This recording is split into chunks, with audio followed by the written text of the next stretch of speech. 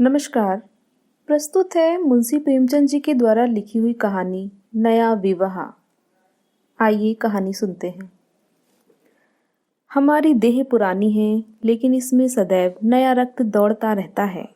नए रक्त के प्रवाह पर ही हमारे जीवन का आधार है।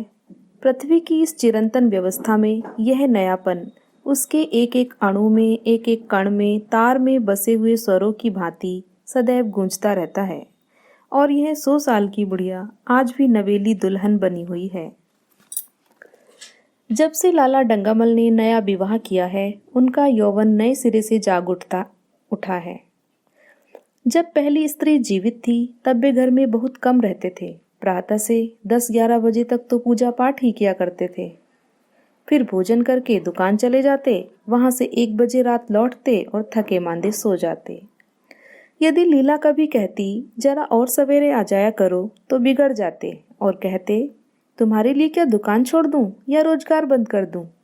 यह वह जमाना नहीं है कि एक लोटा जल चढ़ाकर लक्ष्मी प्रसन्न कर ली जाए।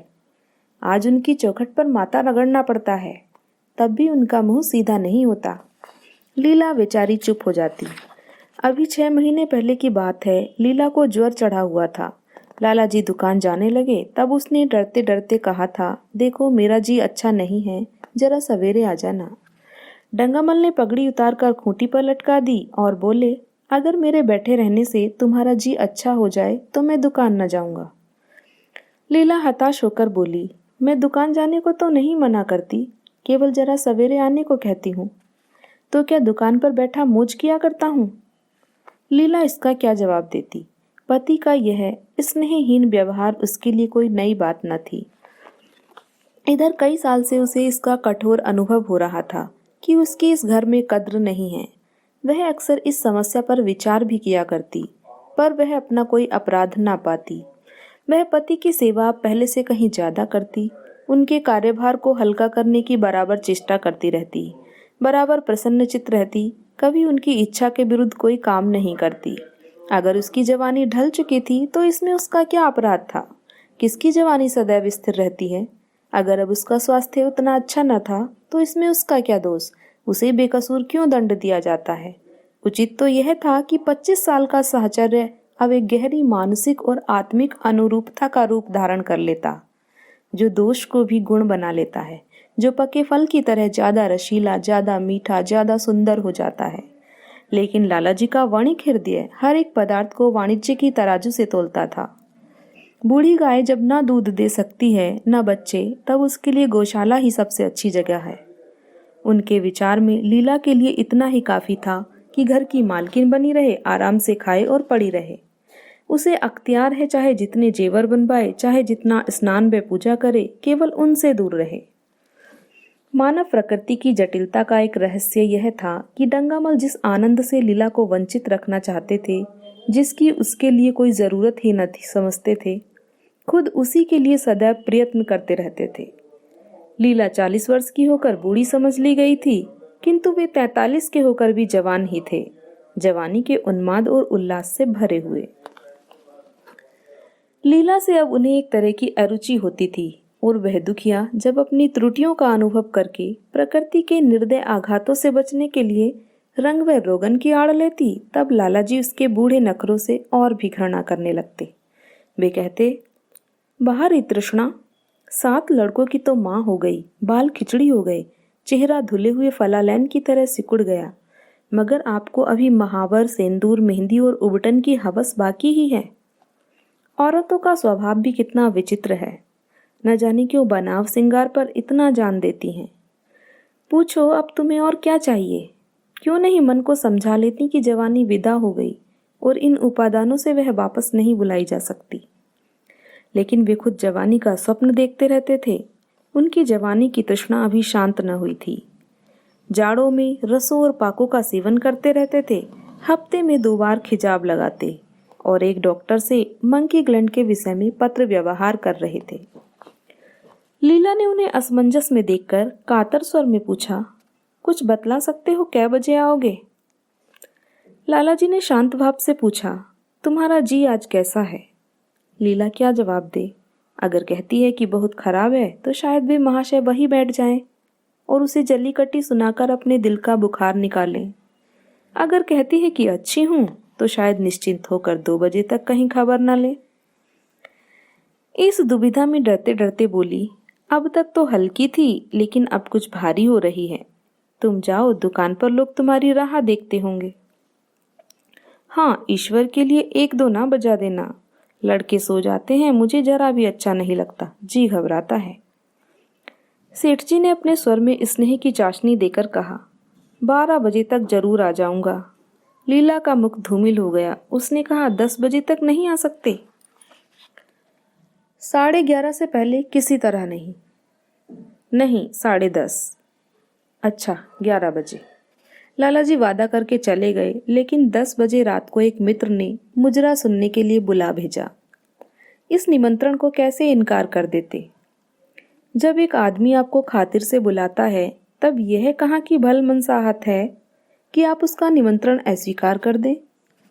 लालाजी मुजरा सुनने चले गए। 2 बजे लौटे। चुपके से आकर नौकर को जगाया और अपने कमरे में आकर लेट गए। लीला उनकी राह देखती, प्रतिक्षण विकल वेदना का अनुभव करती हुई न जाने कब सो गई थी।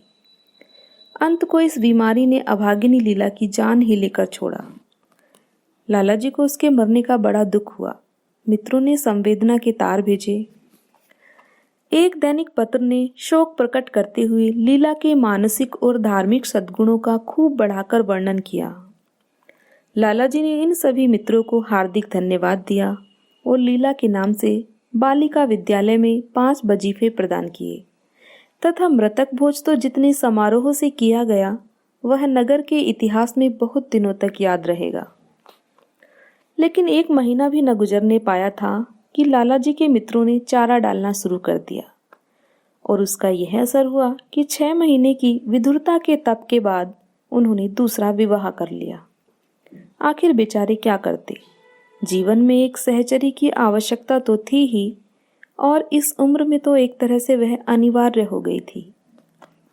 जब से नई पत्नी आई, लालाजी के जीवन में आश्चर्यजनक परिवर्तन हो गया। दुकान से अब उतना प्रेम नहीं था। लगातार हफ्तों न जाने में भी उनके कारोबार में कोई हर्ज नहीं होता था। जीवन के उपभोग की जो शक्ति दिन दिन क्षीण होती जाती थी, अब वह छींटे पाकर सजीव हो गई थी। सूखा पेड़ हरा हो गया था, उसमें नई नई कोपलें फूटने लगी थी। मोटर नई आ गई थी, कमरे नए फर्नीचर से सजा दिए गए थे, नौकरों की भी संख्या बढ़ गई थी, रेडियो आ पहुंचा था और प्रतिदिन नए नए उपहार आते रहते थे। लालाजी की बूढ़ी जवानी जवानों की जवानी से भी प्रखर हो गई थी। उसी तरह जैसे बिजली का प्रकाश चंद्रमा के प्रकाश से ज्यादा स्वच्छ और मनोरंजक होता है। लालाजी को उनके मित्र इस रूपांतर पर बधाइयां देते, जब वे गर्व के साथ कहते, भाई हम तो हमेशा जवान रहे और हमेशा जवान रहेंगे। बुढ़ापा यहाँ आए तो उसके मुंह में कालिख लगाकर गधों पर उल्टा सवार करा के शहर से निकाल दें। जवानी लोग अवस्था से संबद्ध कर देते हैं। जवानी का उम्र से उतना ही संबंध है जितना धर्म का आचार से, रुपए का ईमानदारी से, रूप का श्रृंगार से। आजकल के जवानों को आप जवान कहते हैं? उनकी 1000 जवानियों को अपने 1 घंटे से भी न बदलूंगा। मालूम होता है उनकी जिंदगी में कोई उत्साह ही नहीं, कोई शौक नहीं। जीवन क्या है? गले में पड़ा हुआ एक ढोल है। यही शब्द घटा बढ़ाकर वे आशा के हृदय पटल पर अंकित करते रहे थे। उससे बराबर सिनेमा, थिएटर और दरिया की सैर के लिए आग्रह करते रहते। लेकिन आशा को न जाने क्यों इन बातों में जरा भी रुचि न थी। वह जाती तो थी, मगर बहुत टाल टूल करने के बाद। एक दिन लालाजी ने आकर कहा, चलो आज बजरे पर दरिया की सैर करें। वर्षा के दिन थे, दरिया चढ़ा हुआ था। मेघमालाएं अंतर्राष्ट्रीय सेनाओं की भांति रंग बिरंगी वर्दियां पहने आकाश में कवायद कर रही थी। सड़क पर लोग मलार और 12 मासा गाते चलते थे। बागों में झूले पड़ गए थे। आशा ने बेदिली से कहा, मेरा जी तो नहीं चाहता।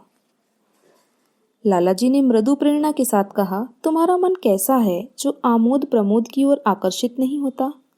चलो जरा दरिया की सैर देखो। सच कहता हूँ बजरे पर बड़ी बहार रहेगी। आप जाएं, मुझे कुछ और काम करने हैं। काम करने को आदमी है, तुम क्यों काम करोगी? महाराज अच्छे सालन नहीं पकाता, आप खाने बैठेंगे तो यूं ही उठ जाएंगे। आशा अपने अवकाश का बड़ा भाग लालाजी के लिए तरह तरह का भोजन पकाने में ही लगाती थी। उसने किसी से सुन रखा था कि एक विशेष अवस्था के बाद पुरुष के जीवन का सबसे बड़ा सुख रसना का स्वाद ही रह जाता है। लालाजी की आत्मा खिल उठी। उन्होंने सोचा कि आशा को उनसे कितना प्रेम है कि वह दरिया की सैर को उनकी सेवा के लिए छोड़ रही है। एक लीला थी कि मान न मान चलने को तैयार रहती थी, पीछा छुड़ाना पड़ता था, खामखा सिर पर सवार हो जाती थी और सारा मजाक किरकिरा कर देती थी। स्नेह भरे उलाहने से बोले, तुम्हारा मन भी विचित्र है। अगर एक दिन सालन फीका ही रहा तो ऐसा क्या तूफान आ जाएगा।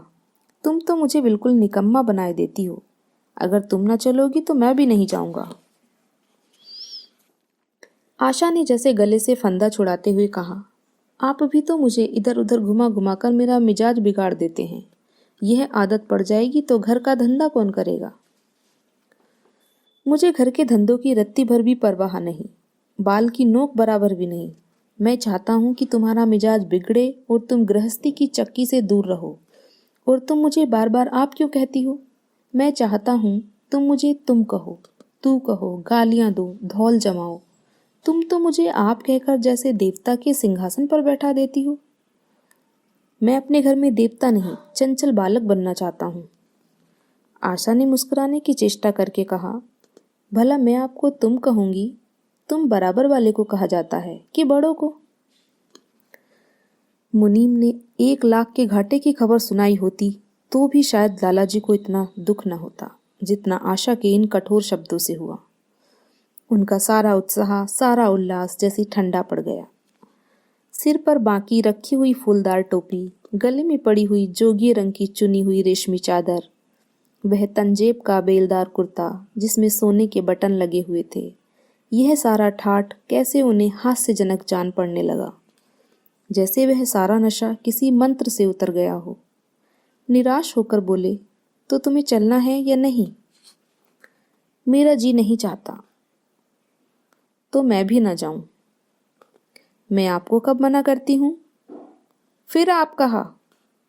आशा ने जैसे भीतर से जोर लगाकर कहा, तुम। और उसका मुखमंडल लज्जा से आरक्त हो गया। हाँ, इसी तरह तुम कहा करो। तो तुम नहीं चल रही हो? अगर मैं कहूं तुम्हें चलना पड़ेगा, तब चलूंगी। आपकी आज्ञा मानना मेरा धर्म है। लालाजी आज्ञा न दे सके।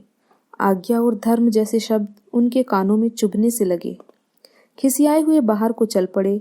उस वक्त आशा को उन पर दया आ गई। बोली, तो कब तक लौटोगे? मैं नहीं जा रहा हूं। अच्छा, तो मैं भी चलती हूँ। जैसे कोई जिद्दी लड़का रोने के बाद अपनी इच्छित वस्तु पाकर उसे पैरों से ठुकरा देता है, उसी तरह लालाजी ने मुंह बनाकर कहा, तुम्हारा जी नहीं करता तो ना चलो, मैं आग्रह नहीं करता। आप नहीं, तुम बुरा मान जाओगे। आशा गई, लेकिन उमंग से नहीं। जिस मामूली वेश में थी उसी तरह चल खड़ी हुई। न कोई सजीली साड़ी, न जड़ाऊ गहने, न कोई श्रृंगार, जैसे कोई विधवा हो। ऐसी ही बातों पर लालाजी मन में झुंझला उठते थे। ब्याह किया था जीवन का आनंद उठाने के लिए, झिलमिलाते हुए दीपक में तेल डालकर उसे और चटक करने के लिए। अगर दीपक का प्रकाश तेज न हुआ तो तेल डालने से क्या लाभ। न जाने इसका मन क्यों इतना शुष्क और नीरस है, जैसे कोई ऊसर का पेड़ हो। कितना ही पानी डालो, उसमें हरी पत्तियों के दर्शन न होंगे। जड़ाऊ गहनों से भरी पिटारियां खुली हुई हैं, कहाँ कहाँ से मंगवाए, दिल्ली से, कलकत्ता से। कैसी कैसी बहुमूल्य साड़ियां रखी हुई हैं, एक नहीं सैकड़ों, पर केवल संदूक में कीड़ों का भोजन बनने के लिए। दरिद्र घर की लड़कियों में यही ऐब होता है। उनकी दृष्टि सदैव संकीर्ण रही है। न खा सकें, न पहन सकें, न दे सकें। उन्हें तो खजाना भी मिल जाए तो यही सोचती रहेंगी कि खर्च कैसे करें। दरिया की सैर तो हुई, पर विशेष आनंद न आया। कई महीने तक आशा की मनोवृत्तियों को जगाने का असफल प्रयत्न करके लालाजी ने समझ लिया कि इसकी पैदाइश ही मुहर्रमी है, लेकिन फिर भी निराश न हुए। ऐसे व्यापार में एक बड़ी रकम लगाने के बाद वे उससे से अधिक लाभ उठाने की वणिक प्रवृत्ति को कैसे त्याग देते। विनोद की नई नई योजनाएं पैदा की जाती। ग्रामोफोन अगर बिगड़ गया है, गाता नहीं या साफ आवाज नहीं निकलती, तो उसकी मरम्मत करानी पड़ेगी। उसे उठाकर रख देना तो मूर्खता है। इधर बूढ़ा महाराज एकाएक बीमार होकर घर चला गया था और उसकी जगह उसका 17-18 साल का जवान लड़का आ गया था। कुछ अजीब गंवार था, बिल्कुल झंगड़ उज्जड़, कोई बात ही न समझता था। जितने फुलके बनाता उतनी तरह के। हाँ, एक बात समान होती, सब बीच में मोटे होते, किनारे पतले। दाल कभी तो इतनी पतली जैसे चाय, कभी इतनी गाढ़ी जैसे दही। नमक कभी इतना कम कि बिल्कुल फीकी, कभी इतना तेज कि नींबू का शौकीन। आशा मुंह हाथ धोकर चौके में पहुंच जाती और इस ढपोर शंख को भोजन पकाना सिखाती। एक दिन उसने कहा, तुम कितनी नालायक आदमी हो जुगल। आखिर इतनी उम्र तक तुम घास खोदते रहे या भाड़ झोंकते रहे कि फुलके तक नहीं बना सकते। जुगल आंखों में आंसू भरकर कहता, बहू जी अभी मेरी उम्र ही क्या है, 17वां ही तो पूरा हुआ है। आशा को उसकी बात पर हंसी आ गई। उसने कहा, तो रोटियां पकाना क्या 10-5 साल में आता है। आप 1 महीना सिखा दें बहू जी, फिर देखिए मैं आपको कैसे फुलके खिलाता हूँ कि जी खुश हो जाए। जिस दिन मुझे फुलके बनाने आ जाएंगे, मैं आपसे कोई इनाम लूंगा। सालन तो अब मैं कुछ कुछ बनाने लगा हूं। क्यों? आशा ने हौसला बढ़ाने वाली मुस्कुराहट के साथ कहा, सालन नहीं, वो बनाना आता है। अभी कल ही नमक इतना तेज था कि खाया न गया और मसाले में कचांद आ रही थी। मैं जब सालन बना रहा था तब आप यहाँ कब थी? अच्छा, तो मैं जब यहाँ बैठी रहूं तब तुम्हारा सालन बढ़िया पकेगा। आप बैठी रहती हैं तब मेरी अकल ठिकाने रहती है। आशा को जुगल की इन भोली बातों पर खूब हंसी आ रही थी। हंसी को रोकना चाहती थी, पर वह इस तरह निकली पड़ती थी जैसे भरी बोतल उड़ेल दी गई हो। और मैं नहीं रहती तब तो आपके कमरे के द्वार पर जा बैठता हूँ, वहां बैठकर अपनी तकदीर को रोता हूँ। आशा ने हंसी को रोककर पूछा, क्यों रोते क्यों हो? यह न पूछिए बहू जी, आप इन बातों को नहीं समझेंगी। आशा ने उसके मुंह की ओर प्रश्न भरी आंखों से देखा। उसका आशय कुछ तो समझ गई, पर न समझने का बहाना किया। तुम्हारे दादा आ जाएंगे तब तुम चले जाओगे। और क्या करूंगा बहू जी, यहाँ कोई काम दिलवा दीजिएगा तो पड़ा रहूंगा। मुझे मोटर चलाना सिखवा दीजिए, आपको खूब सैर कराया करूंगा। चूल्हे पर रखा सालन पककर तैयार हो गया था। आशा साड़ी के पल्लू से पतीली पकड़कर उतारने लगी तो जुगल ने ऐसा करने से रोक दिया। नहीं नहीं बहू जी, आप हट जाइए, मैं पतीली उतार लूंगा। ऐसी अच्छी साड़ी है आपकी, कहीं कोई दाग पड़ जाए तो क्या हो। आशा पतीली उतार रही थी, जुगल ने उसके हाथ से संडासी ले लेनी चाहिए। दूर रहो, फूहड़ तो तुम हो ही, कहीं पतीली पांव पर गिरा ली तो महीनों झिकोगे। जुगल के मुख पर उदासी छा गई। आशा ने मुस्कुराकर पूछा, क्यों मुंह क्यों लटक गया सरकार का? जुगल रुआंसा होकर बोला, आप मुझे डांट देती हैं बहू जी, तब मेरा दिल टूट जाता है। सरकार कितना ही घुड़के, मुझे बिल्कुल ही दुख नहीं होता।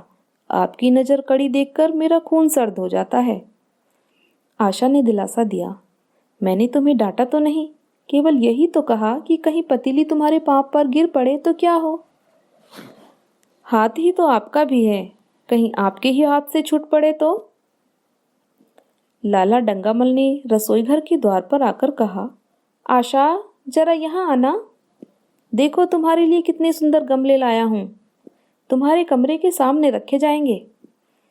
तुम यहाँ धुएं धक्कड़ में क्यों हलकान होती हो? इस लड़के से कह दो कि जल्दी महाराज को बुलाए, नहीं तो मैं कोई दूसरा आदमी रख लूंगा। महाराजों की कमी नहीं है, आखिर कब तक कोई रियायत करे। गधे को जरा भी तमीज नहीं आई। सुनता है जुगल, लिख दे आज अपने बाप को। चूल्हे पर तवा रखा हुआ था। आशा रोटियां बेलने में लगी थी।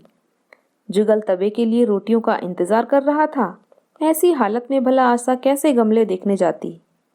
उसने कहा, जुगल रोटियां टेढ़ी मेढ़ी बेल डालेगा। लाला जी ने कुछ चिढ़कर कहा, अगर रोटियां टेढ़ी मेढ़ी बेलेगा तो निकाल दिया जाएगा। आशा अनसुनी करके बोली, 10-5 दिन में सीख जाएगा, निकालने की क्या जरूरत है। तुम आकर बतला दो गमले कहाँ रखे जाएं। कहती तो हूँ रोटियां बेलकर आई जाती हूँ। नहीं, मैं कहता हूँ तुम रोटियां मत बेलो। आप तो खामखा जिद करते हैं। लाला जी सन्नाटे में आ गए। आशा ने कभी इतनी रुखाई से उन्हें जवाब न दिया था, और यह केवल रुखाई न थी, इसमें कटुता भी थी। लज्जित होकर चले गए। उन्हें ऐसा क्रोध आ रहा था कि इन गमलों को तोड़कर फेंक दें और सारे पौधों को चूल्हे में डाल दें। जुगल ने सहमे हुए स्वर में कहा, आप चली जाएं बहू जी, सरकार बिगड़ जाएंगे। बको मत, जल्दी जल्दी फुलके सेको, नहीं तो निकाल दिए जाओगे। और आज मुझसे रुपए लेकर अपने लिए कपड़े बनवा लो। भिखमंगो की सी सूरत बनाए घूमते हो, और बाल क्यों इतने बढ़ा रखे हैं, तुम्हें नाई भी नहीं जुड़ता। जुगल ने दूर की बात सोची। बोला, कपड़े बनवा लूं तो दादा को हिसाब क्या दूंगा। अरे पागल, मैं हिसाब में से नहीं देने को कहती, मुझसे ले जाना।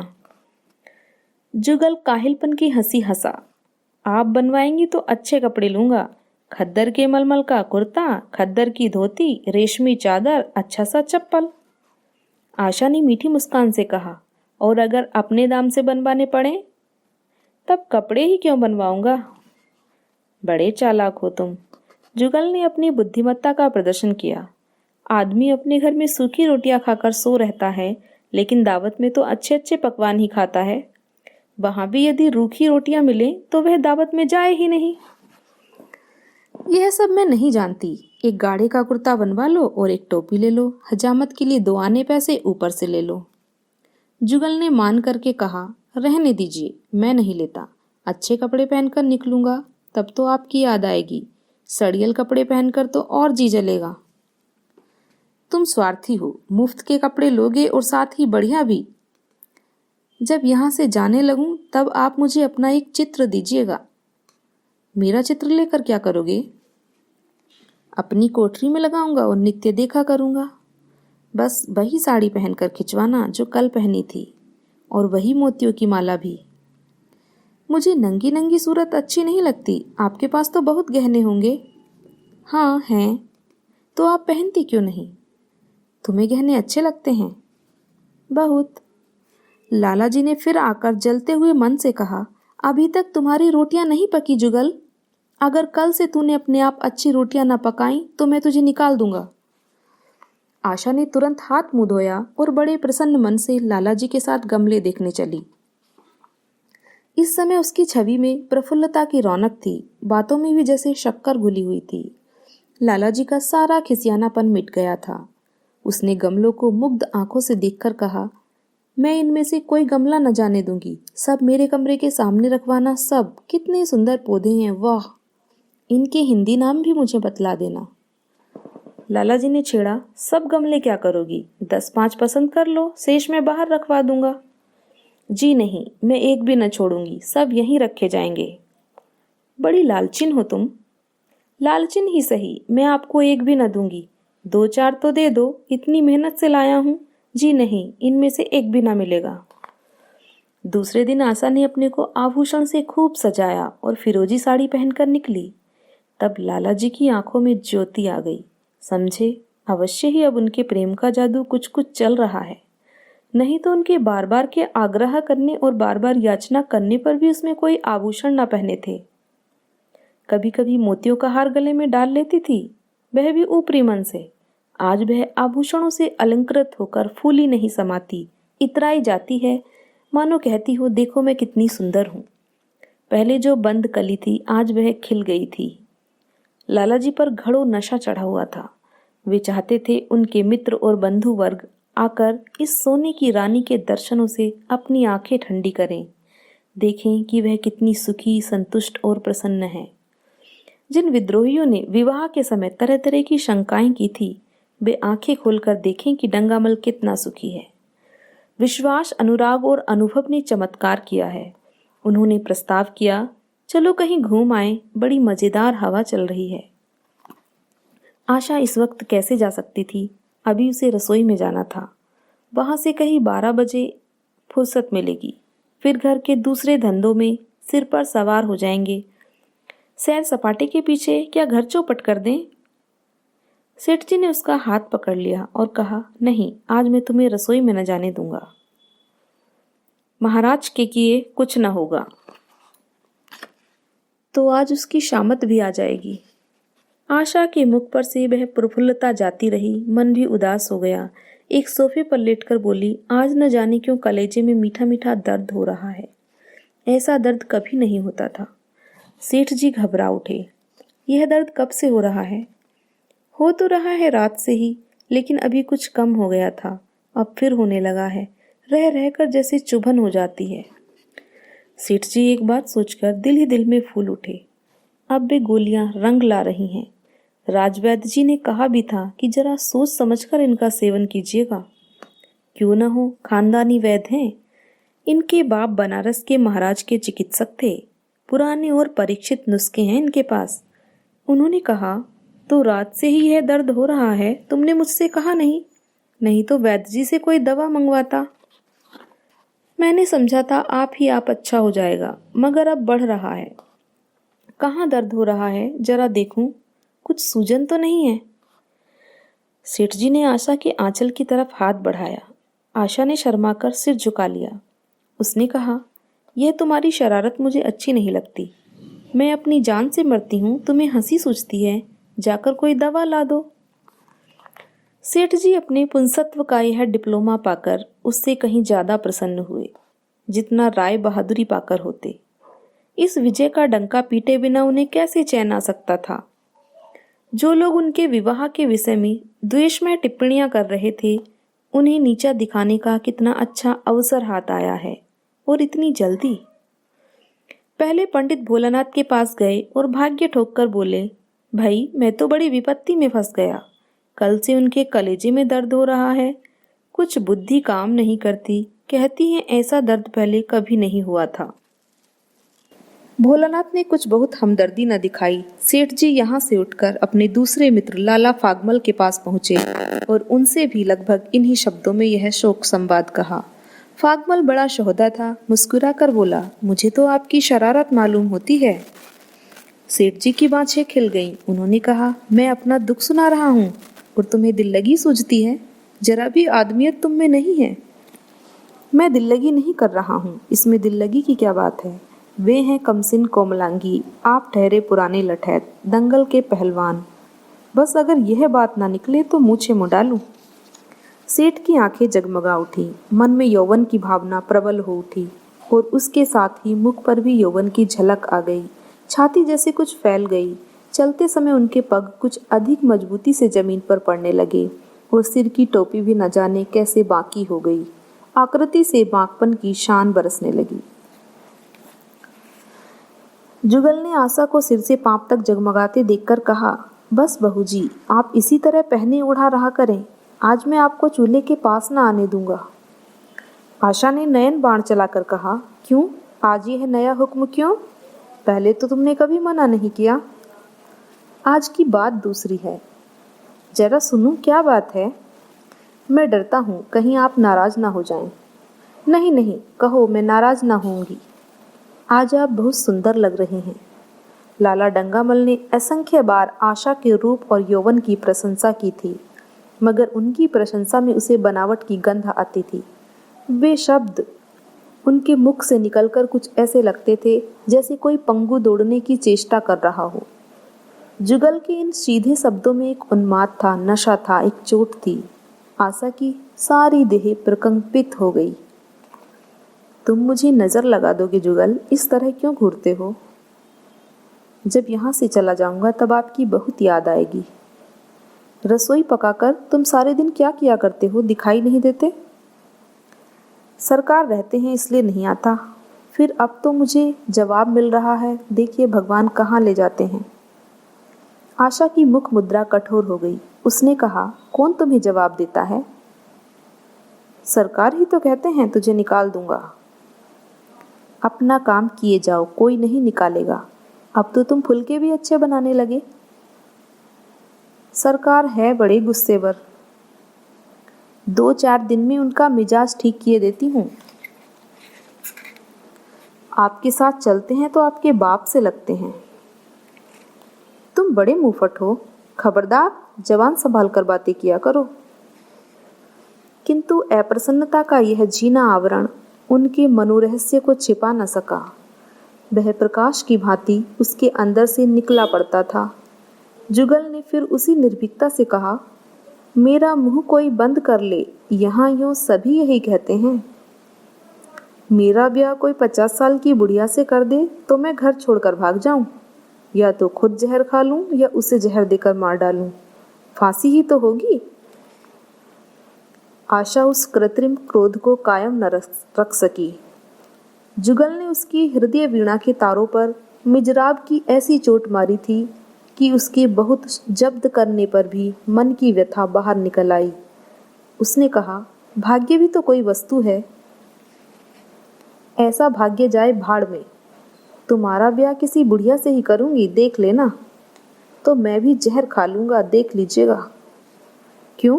बुढ़िया तुम्हें जवान स्त्री से ज्यादा प्यार करेगी, ज्यादा सेवा करेगी, तुम्हें सीधे रास्ते पर रखेगी। यह सब माँ का काम है। बीवी जिस काम के लिए है उसी काम के लिए है। आखिर बीवी किस काम के लिए है? मोटर की आवाज आई। न जाने कैसे आशा के सिर का आंचल खिसक कर कंधों पर आ गया। उसने जल्दी से आंचल खींचकर सिर पर कर लिया और यह कहती हुई अपने कमरे की ओर लपकी कि लाला भोजन करके चले जाएं, तब आना। कहानी सुनने के लिए धन्यवाद। अगर मेरी आवाज़ में आपको कहानी पसंद आई हो तो प्लीज़ मेरे चैनल को सब्सक्राइब कीजिए, दोस्तों में मेरे वीडियोस को शेयर कीजिए और हाँ, बेल आइकन को दबाना ना भूलें, जिससे कि मेरी आने वाली वीडियोस की नोटिफिकेशन आप तक पहुँचे। धन्यवाद।